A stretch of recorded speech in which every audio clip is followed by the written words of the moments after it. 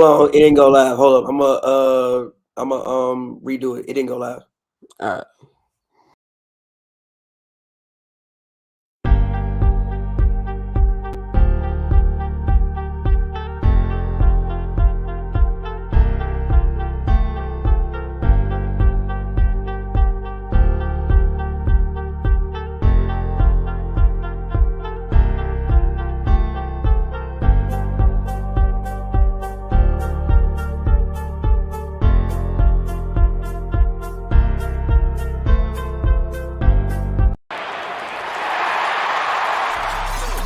Getting paper on these player haters, old news, money on the other line, so I'm not gonna hold you. Money on the other line, so I'm not gonna.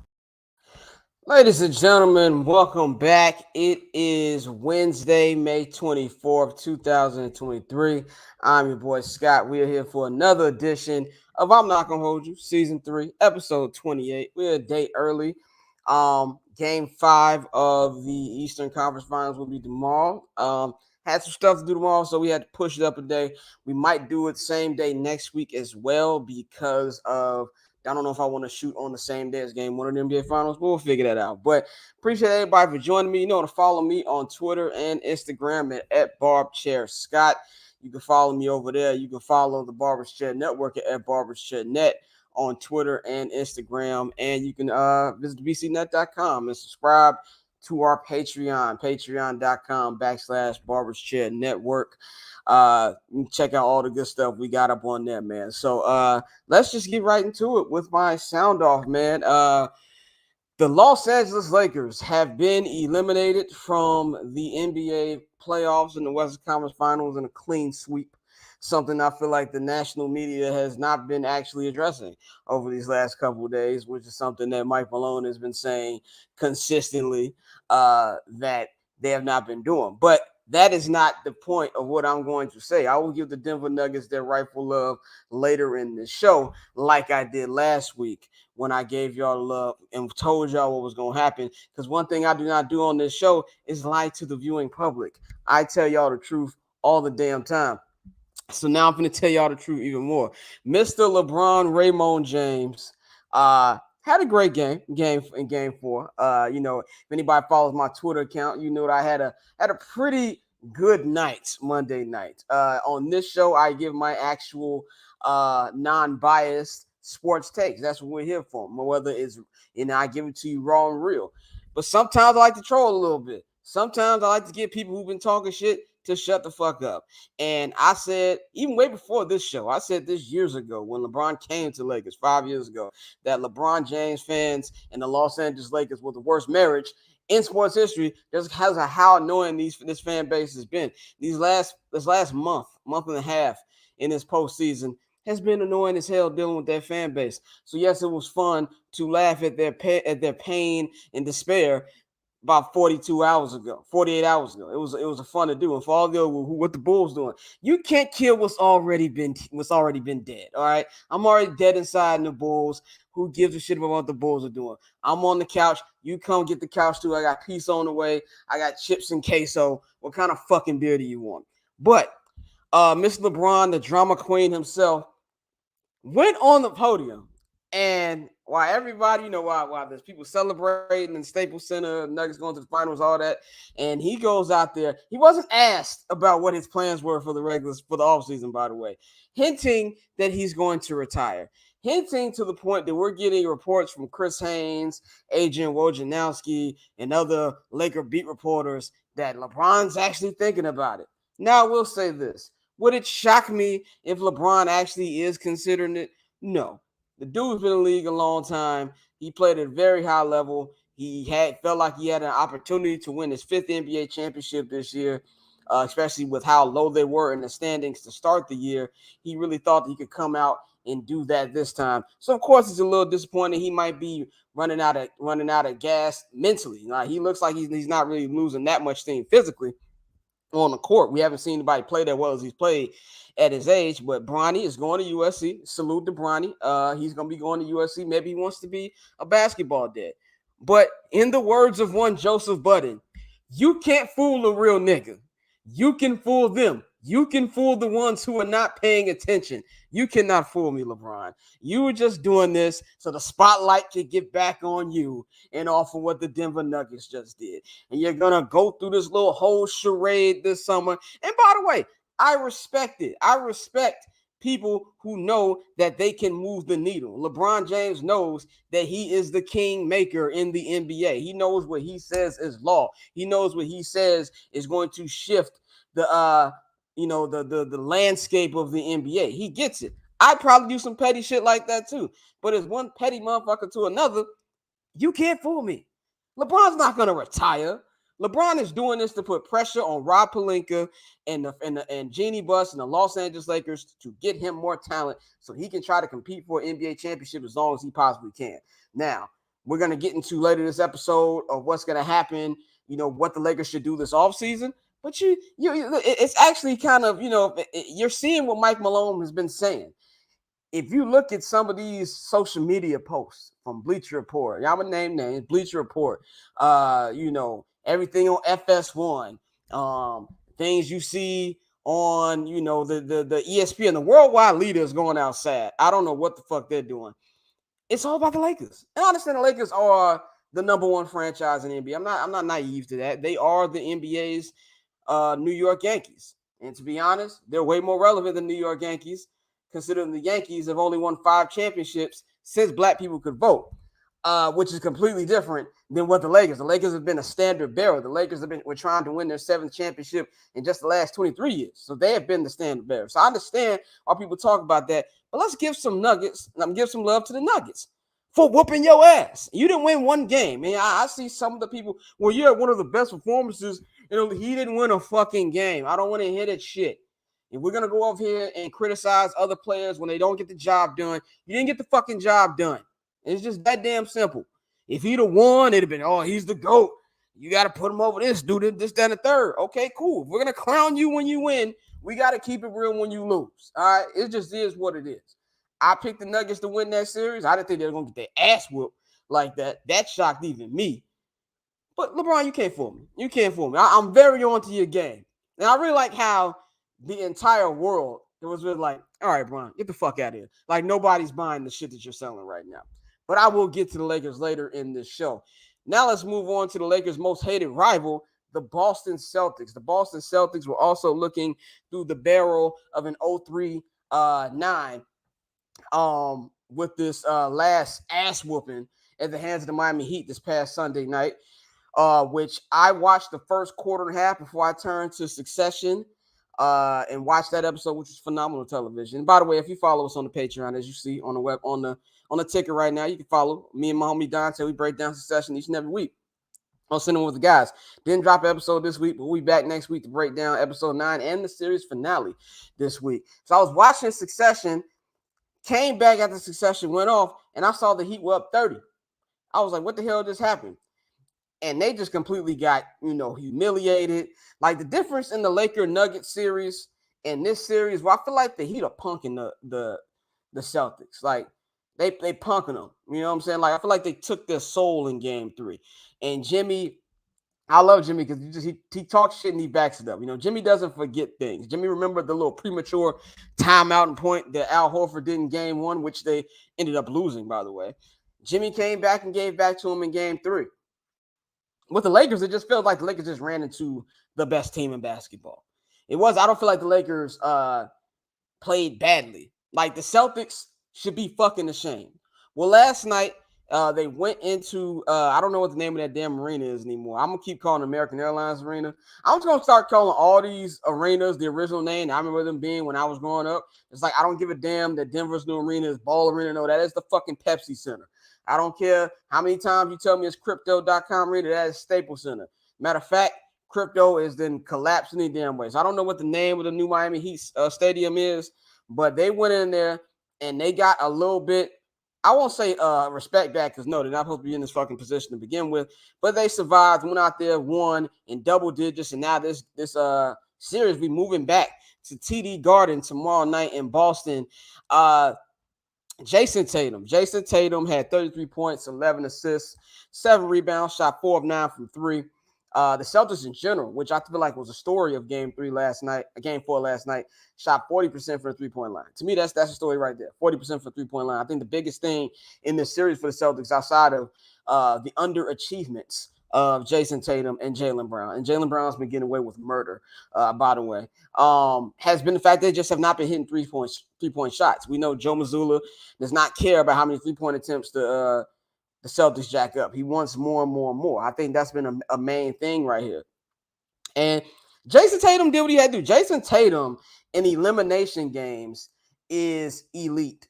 Like every situation we've seen him over these last couple of years where they were their backs against the wall and they're going to be eliminated, he's shown up. So that you have to give to him. But if you're a Jason Tatum fan, and if you're somebody who, I won't say I criticize Jason Tatum, I think I keep it real when it comes to Jason Tatum, is that he should be doing this shit all the fucking time.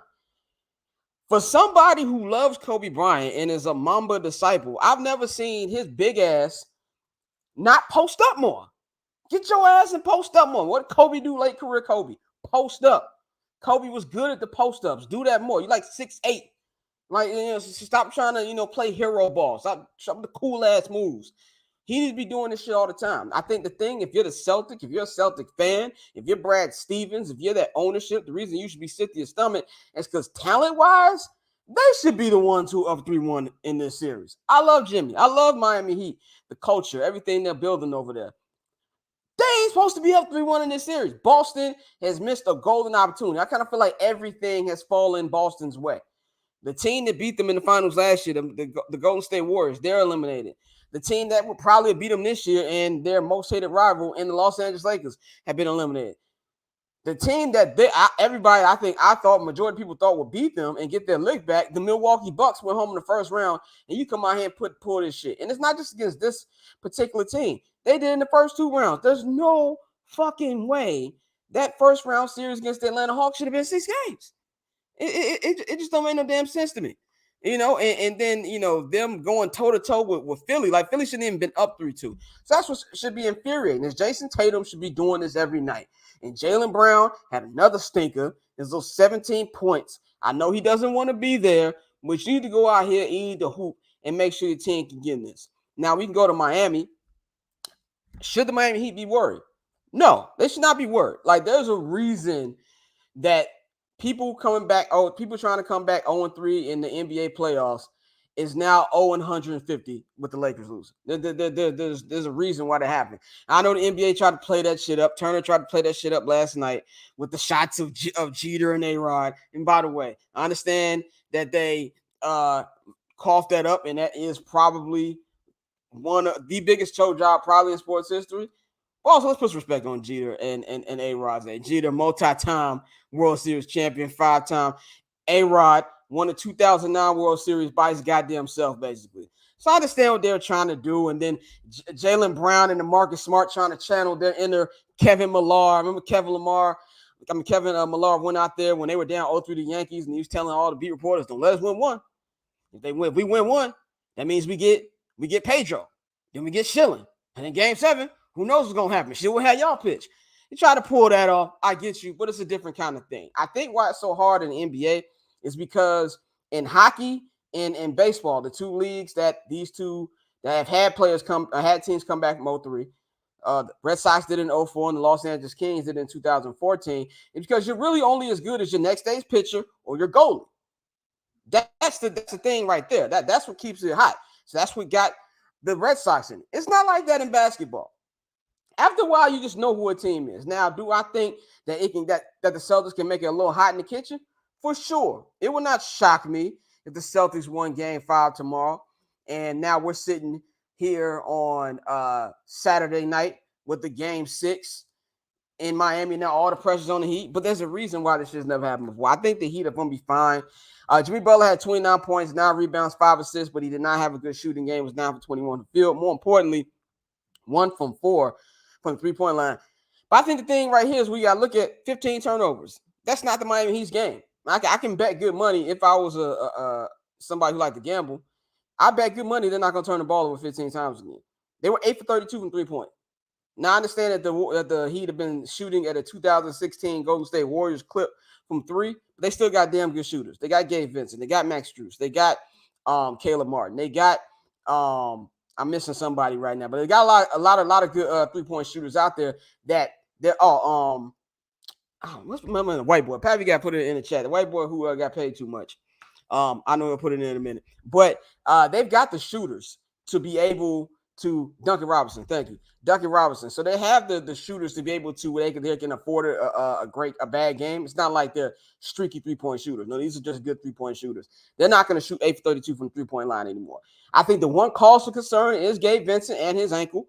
He sprained it pretty hard. Looked like he sprained it pretty hard. And by the way, Reggie Miller, miss me with the theatrics. Like every time somebody get hurt, Reggie just act like he just saw somebody get shot.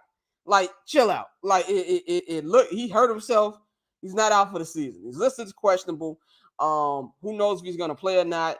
But Gabe Vincent has been incredible. Gabe Vincent led the team with 22 points in game 3, was a real big reason why they won game 3. He's been playing like fucking 2001 Allen Iverson. Like, I know everybody see the meme on Twitter. He's been hooping. So that's probably like the one concern here. But also the reason I wouldn't be concerned if I was Miami is because all you got to do is win one game. They're a team that has a bounces back well. They've got the best coach left in the playoffs right now in Spo. And Spo looked like he just saw his dog get shot in the post game, which is what you love to see from your coach because you know Spo is going to come with some great adjustments. Also, the Boston Celtics are like 3 games under 500 at home in the playoffs the last couple seasons. That's terrible. And they are the number 2 fuck around and find out team. The number 1 fuck around and find out team is the Golden State Warriors. But when you win 4 NBA championships in 8 years, you can do that. The Celtics can't. So I wouldn't be worried. I would be alert and understand the severity of the situation, which we all know this team. Udonis is, he's basically a de facto coach. Udonis, Jimmy, Spo, the leadership on that team, they're not going to come into this game tomorrow and not be prepared. So I think they'll be fine. I'm not going to give the Celtics flowers for not getting swept. Like I'm just not going to give it to them there, man. So it's got interesting as a fan. I don't have a problem with extra games since we're about 8 days away from actual start of the NBA Finals, and there's nothing else on TV except for baseball, which I'm not fully into the baseball season yet, which I usually don't do after the NBA Finals. But I'm not mad at more basketball, but I do expect within the next 30 hours that we're going to have the NBA Finals set with the Denver Nuggets hosting the Miami Heat. Let's move on to the Western Conference champions, the Denver Nuggets, man. Hell of a performance by this team. If you listen to the Ball Don't Lie podcast, which is on the Barber's Chair Network right now with me and the homie Dante, and we will be back on Monday next week for our NBA Finals preview episode. And we got some big announcements on there too. Our NBA Finals post-game shows will be returning starting next Thursday. So we'll be, if anybody who liked our post-game shows last year, we're going to be doing it again. Me, Dante, and we'll have some guests. We also have a big announcement that we'll be announcing for the next upcoming season of Ball Don't Lie. So that will be announced over the next 2 weeks. So look out for that. But on Ball Don't Lie, when we did our playoff preview about a month and a half ago, Pavi was on there. I said I really wanted to take the Denver Nuggets, but I had to see it first. I had to see a first-round series, see how they would play first before I did that. And I was convinced after the first 2 games of the Phoenix series. I'm like, these are the NBA champions. Of course, they lost games 3 and 4 to the Suns, but that's just because the Suns, you had Kevin Durant, but mainly Devin Booker just shooting like unreal. But what they did in game 5, winning at home, then just straight up demolishing the Suns in game 6. This is a team that's been on a mission. This is a team that has been the number 1 team in the Western Conference since Christmas. They played a little shit, like a little month, because they already had everything locked up. But they've been focused. This is a team that has been in the conference finals when they're actually healthy. Jamal Murray coming back from injury, Michael Porter Jr. coming back from injury. And I think the number 1 thing heading into the series, which I hated a couple weeks ago, was not even a couple weeks ago, like 10 days ago now. That's how quickly this conference finals been moving. Everybody kept talking about the fucking bubble, what AD did in the bubble, forgetting that it wasn't just AD. In fact, it really was mainly Dwight Howard. It was mainly Dwight Howard and JaVale McGee and all the bodies that they had on that 2020 Laker team to help slow down Jokic. And also forgetting that Jokic has gotten better. 3 years ago, he wasn't a 2-time MVP. 2 years ago, he wasn't out here breaking a whole bunch of records. You know what I'm saying? 2 years ago, he wasn't in front of You know, he wasn't in front of fans. Which, you know, I had to send that shout out there. I'm gonna forever send that petty shout out there. See what happens when there's people in the crowd? Anyway, he didn't have that. And this is a much deeper Denver Nuggets team. Aaron Gordon, who had a questionable series, very good game for it. 21 points, shot well from three-point line, played great defense, actually made majority of his free throws. He was big. But the story here is Nikola Jokic, Jamal Murray, playing the best two-game basketball we see in the playoffs right now. Now, I will even argue that the pick and roll between Jokic and Jamal Murray is even more deadly than the pick and roll with Draymond Green and Steph Curry, mainly because Draymond is offensively challenged. But they were just hooping really, really well. Jokic already has the most triple doubles in NBA playoffs history, passing Wilt Chamberlain. Anytime you pass that liar, you're in pretty great company. Jamal Murray, man, he just was with scorched earth all series. The two great performances he had in game 2, games 1 and game 2. Game 2, sticking up the first 3 quarters and just going nuts in the fourth quarter. Game 3, having 30 of the first half to make some clutch buckets towards the end. He was great. And for one thing I loved about Jokic is what we want to see from your MVP. Things that you want to see from a Joel Embiid. And if Joel Embiid would have did these things, he might be on the verge of the NBA Finals right now instead of being in Cancun. He dominated. Game 3, he did not have a good first 3 quarters. Was in foul trouble. Not really being involved. 14 points in that fourth quarter in game 3. Straight up domination. Had no number, had no answer for him. Same thing in game 4. Closing the door. This is a team that could have easily folded. They were down 15 points at halftime. LeBron James is having an incredible half. Just LeBron was like, I'm not going. You know what I'm saying? Like, I don't know anybody else on my team. I'm not going. LeBron had an incredible half, 30 points at halftime, finished with 40. And they came out there, and I feel like from the first 2 minutes of the third quarter, they done knocked out 13 points that lead. They could have easily said, you know what? We came here, we got one. We're just going to wrap this up in a mile high in front of our fans and party with our fans. But they was like, no, let's snuff them out right now. And you got to give that credit to the coaching staff. Michael Malone has been great. And I just feel like just the mental fortitude of this team. You know, Jeff Green said in the press conference before game 4, we don't want to give LeBron any life. This is a man who came down from 3-1 in the NBA Finals against the greatest regular season team of all time. This is a guy, you can't give him any type of hope. This is a team that started this season 2-10 with like a 3% chance of even making the postseason. This is a team that when LeBron got hurt in the last month and a half of the season, still held it down and was able to get the 7th seed. It's a team that was down 15, 17 points in the play-in game. They've been in this situation before. You don't want to give them any type of life, and they snuffed it out. And this is what happens when you build a real culture. If you look at the Denver Nuggets and you look at what Miami has just had ever since Pat Riley is going there, it's the foundation. Good drafting, good free agent signings, good trades. You know, the KCP trade was amazing. KCP had went from a guy who had who was cool, nice little role player in Detroit, and being one of the main factors of the Lakers winning the championship in 2020. He's doing the same thing here. Every time it felt like the Lakers are going to take a run or take a crack at it, they knocked him down. Big KCP3. It's just team is just built, man. This team is going to be the NBA World Champions. I don't care what happens in the Eastern Conference Finals, whether the Celtics make history and come back, whether the Heat do what we expect them to do and they win and they go on.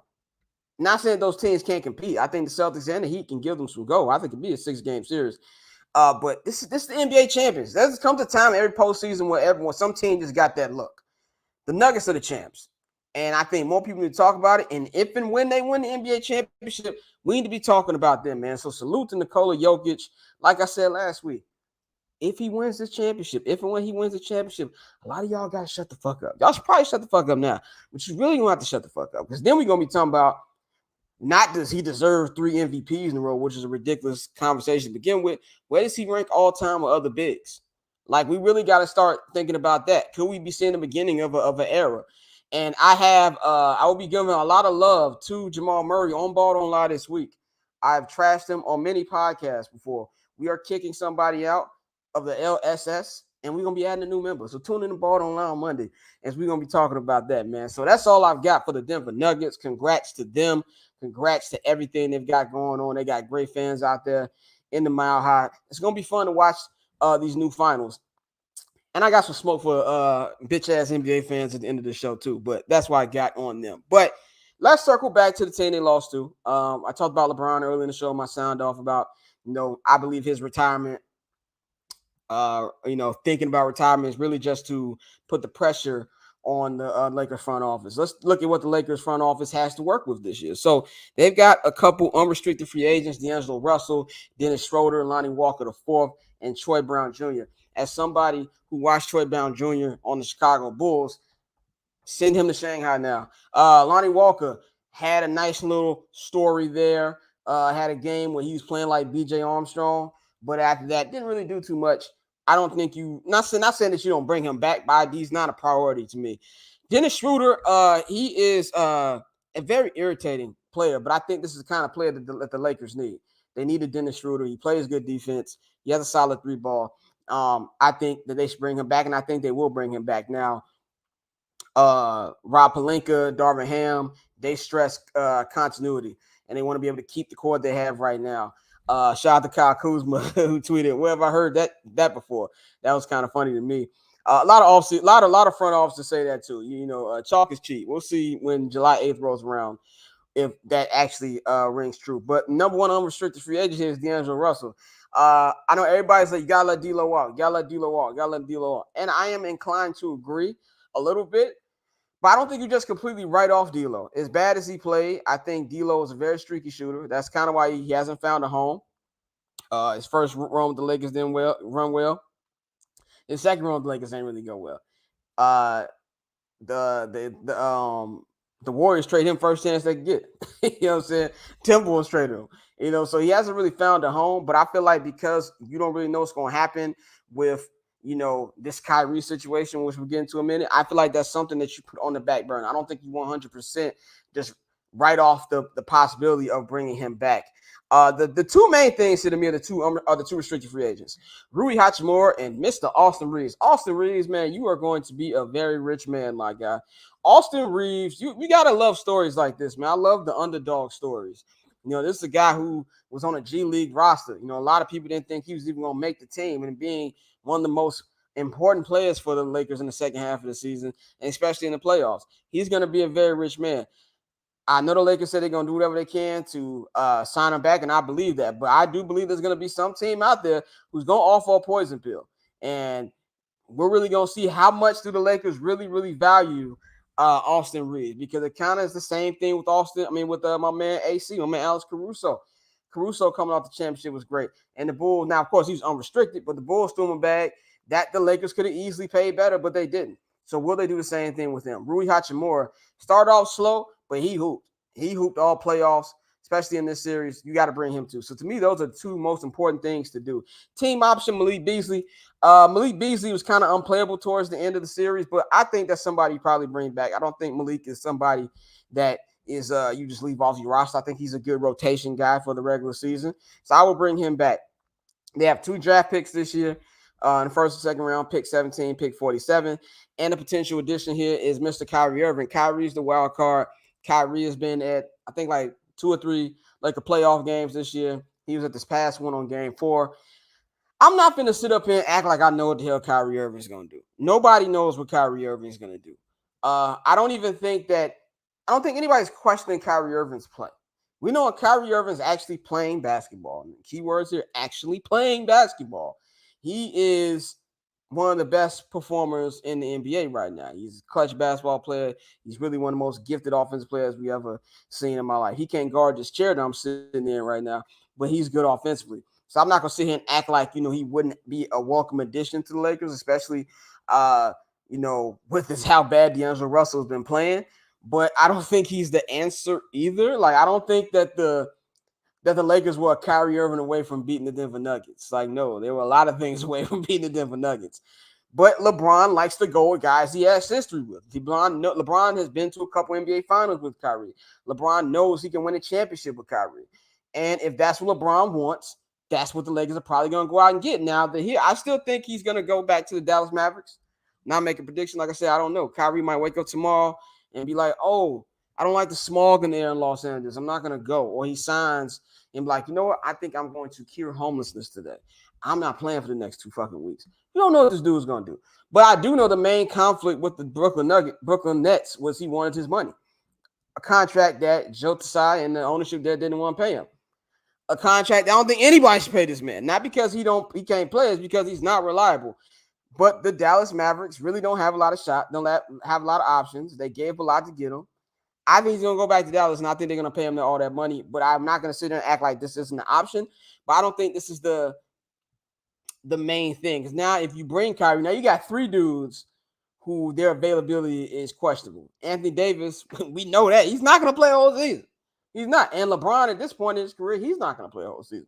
LeBron has missed like 30 games every season since he signed with the Lakers. Since he injured his groin in that Christmas game against the Warriors 5 years ago. That's just how he's been. So if I'm the Lakers, yes, I bring as many people as I could bring back, add different guys, but I just don't. I'm not gonna say that I wouldn't be shocked the Lakers are here again next year. I wouldn't say that. I think they've got the experience now, and if LeBron can keep playing at this high level, they could be here again. But I honestly think that the actual window of winning a championship is gonna probably close, man. I don't. The Denver's not gonna go anywhere. Phoenix is gonna reload. You know, I know a lot of people think the Warriors are over. I'm not ready to say that. As long as Steph Curry's there, as long as they have that ownership there who doesn't give a fuck about spending money, they'll find a way.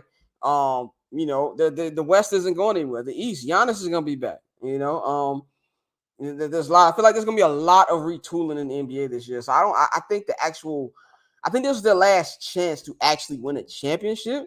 But I would probably bring as much of the team back and just add a couple of little things to the top to try to give him right back next year. Like, so I don't think it's not a failure. It's not a failure of a season for them, though. Like, of course, you want to win a championship, but this is a team that was 2-10. This is a team that 2 months ago people didn't even think they were even gonna make a playoff series. So I feel like, you know, Rob Pelinka has earned the trust of Laker fans to go out there and see if he can do this again, man. So that's what I think they should do this offseason. So we're going to wrap this up with my Goofy Mog of the Week. And I'm going to give the Goofy Mog of the Week to whiny-ass NBA fans. Now, I understand in the social media age that we're living in, everybody got a motherfucking opinion. Everybody's reactionary to shit. Everybody wants to, you know, there's no middle ground in social media. There's no nuance in social media. I understand that. But y'all got to shut the fuck up. Like, y'all up here tweeting about ratings, bro. Like, who the fuck are you, Bob Iger? Like, talking about ratings. Oh, nobody wants to watch this. Yeah, nobody want to watch the best team in basketball, who's been that best team almost damn near all year, go against one of the most entertaining guys in the playoffs, Jimmy Butler, and a team that has a nice fan base and a team that's been in the NBA Finals a lot over the last 10 years, 10, 12 years. You know what I'm saying? Like, who gives a fuck about the fucking ratings? Like, you're not a studio head. And this is the main problem. We're so attached to these big name players. Newsflash, geniuses, we're heading into an era that's not going to be focused around LeBron James, Stephen Curry, and Kevin Durant. Those days are ticking down. Jokic is young. Some of these other, you might have a year where you got the New Orleans Pelicans in the finals if Zion gets healthy. Who cares about that? It's like this. Feel like this is the only league that cares about this shit, man. Like, yeah, we know they're not gonna compete with the NFL. We know the NBA Finals ratings are always, no matter who the fuck it is, their ratings be less than the World Series. We know this. It's just some things you can't compete or worry about that. But that shit for Adam Silver and the studio heads worry about. You're a fucking fan. Just say you're casual and move the hell on. Like, it's just annoying things. Like, the NBA has gone from being there's no actual coverage of the sport. Like, we're in an era where I believe this is the most individual talent the NBA has ever had. Like, it's not even close to me. Like, it's not even close. Like, I know we love 90s basketball, you know, the old heads like myself and others. I know a lot of people have fond memories of the early 2000s. This is the most talent you've seen, and honestly, the most open-ended. Everybody wanted parity. Remember a couple years ago? Oh, I'm tired of seeing Steph and LeBron playing in the finals every damn year. I want some parity. Why can't I have like the NFL and the MLB? Well, you got it now. So why are you bitching? You got it now. You know what I'm saying? This is the second year in 3 years that you got quote-unquote small markets meeting in the finals, and that's assuming that the Celtics lose. What are you complaining about? You got what you wanted. I think we're starting to enter the 1970s where you're going to start seeing random teams win championships. And if you don't like it, cool. Just shut the fuck up. Don't watch. and let the rest of us who want to see high-level basketball enjoy it. I'm just tired of these fucking fan bases. And I actually blame the NBA and the coverage for it. Because if you go on here, you take your phone out right now. You go on all these different sites, Bleacher Report, shit like that. You turn on ESPN right now. They talking about everything but basketball. It is the worst covered sport in all the sports. You don't like, there's no NFL live for the NBA. Like, you don't get shit like that. We actually talking about the game. It's always the storylines that things happen off the court. That's why you get more excitement in an off season doing it in a regular season, because people aren't talking about basketball. Basketball-wise, this is going to be a very entertaining NBA Finals, man. So just shut up, man. So that's how I'm going to end this one. Thank you for joining me once again. We've only got a couple more episodes left in this season. Of course, I'll be wrapping up when the NBA Finals is over, so we probably got maybe about 3 to 4 episodes left before we're back. Probably like a week. We'll probably be season 4, probably kick off maybe like a week or 2 before the NFL season starts. But we are in production for I'm Not Gonna Hold You to Off Season, which is my off season interview series. You can check out all 6 interviews I did last season. All of season 1 is up on the HMB Media YouTube. So we're working on season 2 right now. Got some cool stuff in the works, so look out for that. But we will be back next week for previewing game 1 of the NBA Finals, man. So you want to follow me on Twitter and Instagram at BarbsChairScott. Follow the Barbers Chair Network at BarbersChairNet. Subscribe to the Patreon, patreon.com/Barbers Chair Network. Visit bcnet.com, man, and we'll holler at y'all next week. We out. Getting paper on these player haters, old news, money on the other line, so I'm not gonna hold you. Money on the other line, so I'm not gonna